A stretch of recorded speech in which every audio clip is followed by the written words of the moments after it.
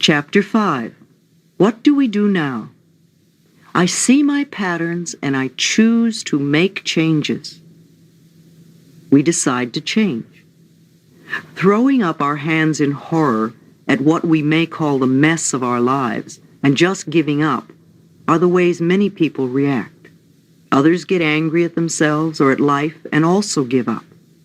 By giving up, I mean deciding it's all hopeless and impossible to make any changes, so why try? The rest of it goes, just stay the way you are. At least you know how to handle that pain. You don't like it, but it's familiar, and you hope it won't get any worse. To me, habitual anger is like sitting in a corner with a dunce hat on. Does this sound familiar? Something happens and you get angry. Something else happens and you get angry again. Something else happens and once again you get angry. But you never go beyond getting angry. What good does that do?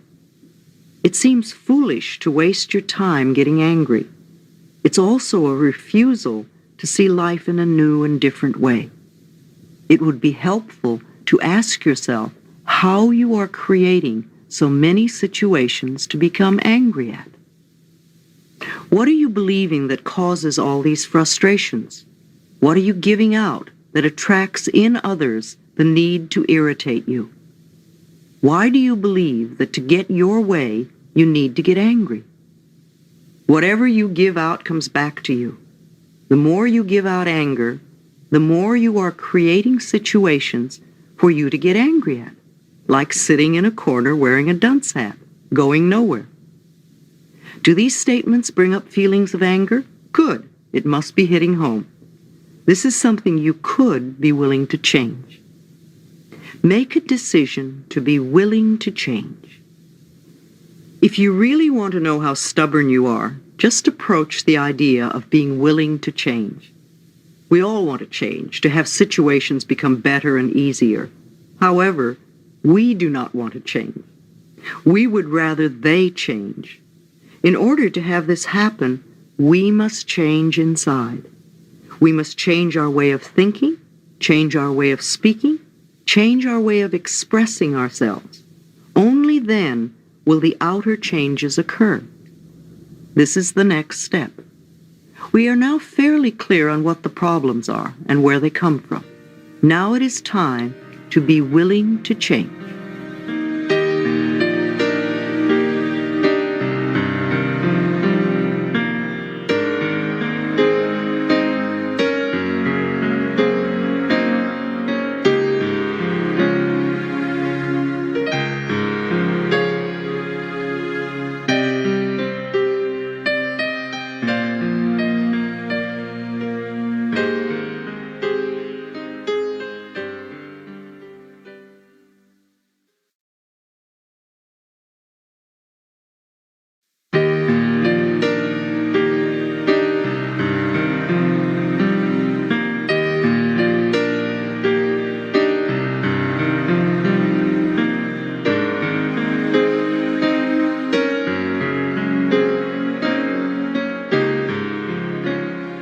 Exercise, creating new changes. Now is the time to take your list of things that were wrong and turn them into positive affirmations. Or you can list all the changes you want to make and have and do. Then select 3 from this list and turn them into positive affirmations.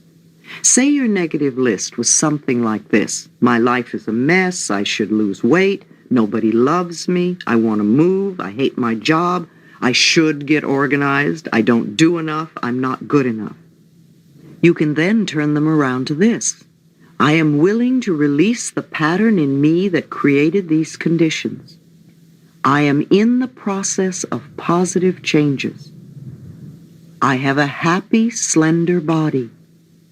I experience love wherever I go. I have the perfect living space. I now create a wonderful new job. I am now very well organized. I appreciate all that I do. I love and approve of myself. I trust the process of life to bring me my highest good. I deserve the best, and I accept it now. Out of this group of affirmations will come all the things you want to change on your list. Loving and approving of yourself, creating a space of safety, trusting and deserving and accepting will enable your body weight to normalize. They will create organization in your mind, create loving relationships in your life, attract a new job and a new place to live. It is miraculous the way a tomato plant grows. It is miraculous the way we can demonstrate our desires. Exercise, deserving your good. Do you believe you deserve to have what you desire? If you don't, you won't allow yourself to have it. Circumstances beyond your control will crop up to frustrate you. Look in your mirror again and say, I deserve to have or be, and I accept it now. Say that 2 or 3 times. I deserve to have, and I accept it now. How do you feel? Always pay attention to your feelings, to what's going on in your body. Does it feel true, or do you still feel unworthy? If you have any negative feelings in your body, then go back to affirming, I release the pattern in my consciousness that is creating resistance to my good. I deserve. Repeat this until you get the acceptance feelings, even if you have to do it several days in a row. In our approach to building the new, we want to use a holistic approach. The holistic philosophy is to nurture and nourish the entire being, the body, the mind, and the spirit. If we ignore any of these areas, we are incomplete. We lack wholeness. It doesn't matter where we start, as long as we also include the other areas. If we begin with the body, we would want to work with nutrition, to learn the relationship between our choice of food and beverages and how they affect the way we feel. We want to make the best choices for our body. There are herbs and vitamins, homeopathy, Bach flower remedies. We might even explore colonics. We would also want to find a form of exercise that appeals to us. Exercise is something that strengthens our bones and keeps our bodies young. In addition to sports and swimming, there are dancing, tai chi, martial arts, and yoga. I love my trampoline and use it daily, and my slant board enhances my periods of relaxation. We might want to explore some form of body work, such as Rolfing, or Heller work, or Traeger. Massage, foot reflexology, acupuncture, or chiropractic work are all beneficial. There are also the Alexander method, bioenergetics, Feldenkrais, Touch for Health. Now, with the mind, we could explore visualization techniques, guided imagery, and affirmations. There are lots of psychological techniques, Gestalt, hypnosis, rebirthing, psychodrama, past life regressions, art therapy, even dream work. I give very little nutritional advice because I've discovered that all systems work for some people. I do have a local network of good practitioners in the holistic field, and I refer clients to them when I see the necessity for nutritional knowledge. This is an area where you must find your own way or go to a specialist who can test you. Many of the books on nutrition have been written by persons who were very ill and worked out a system for their own healing. However, everyone is not alike. For instance, the macrobiotic and the natural raw food diets are 2 totally different approaches. The raw food people never cook anything, seldom eat bread or grains, and are very careful not to eat fruits and vegetables at the same meal, and they never use salt. The macrobiotic people cook almost all of their food, have a different system of food combining, and use a lot of salt. Both systems work. Both systems have healed bodies. My personal nutritional approach is simple. If it grows, eat it. If it doesn't grow, don't eat it. Be conscious of your eating. It's like paying attention to our thoughts. We can also learn to pay attention to our bodies and the signals we get when we eat different things. Cleaning the mental house after a lifetime of indulging in negative mental thoughts is like going on a good nutritional program after a lifetime of indulging in junk foods. They both can often create healing crises. As you begin to change your physical diet, the body begins to throw off the accumulation of toxic residue, and as this happens, you can feel rather rotten for a few days. So it is when you make a decision to change mental thought patterns. Your circumstances can begin to seem worse for a while. Recall for a moment the end of a Thanksgiving dinner. The food is all eaten and it's time to clean the turkey pan. The pan is all burnt and crusty, so you put in hot water and soap and let it soak for a while. Then you begin to scrape the pan. Now you really have a mess, and it looks worse than ever. But just keep scrubbing away, and soon you'll have a pan as good as new. It's the same thing with cleaning up a dried-on, crusty mental pattern.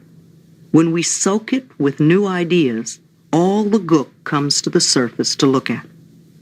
Keep doing the new affirmations, and soon you will have totally cleared an old limitation.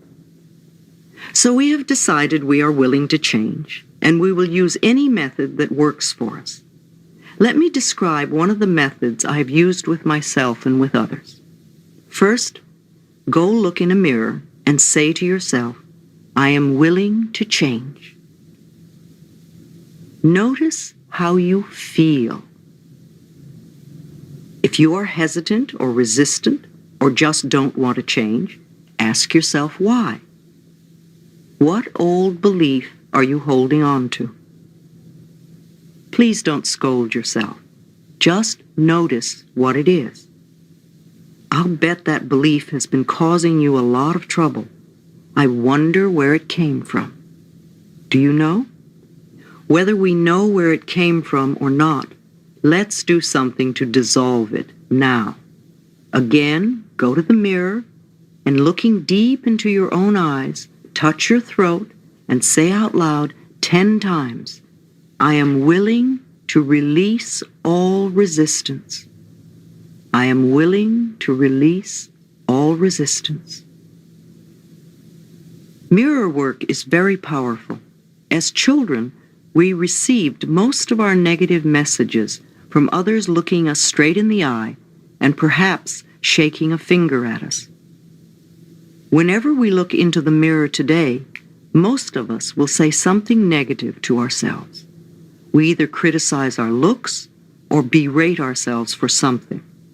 To look yourself straight in the eye and make a positive declaration about yourself is, in my opinion, the quickest way to get results with affirmations.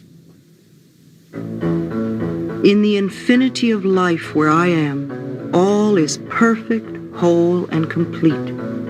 I now choose calmly and objectively to see my old patterns, and I am willing to make changes. I am teachable. I can learn. I am willing to change. I choose to have fun doing this. I choose to react as though I have found a treasure when I discover something else to release. I see and feel myself changing moment by moment. Thoughts no longer have any power over me. I am the power in my world. I choose to be free. All is well in my world.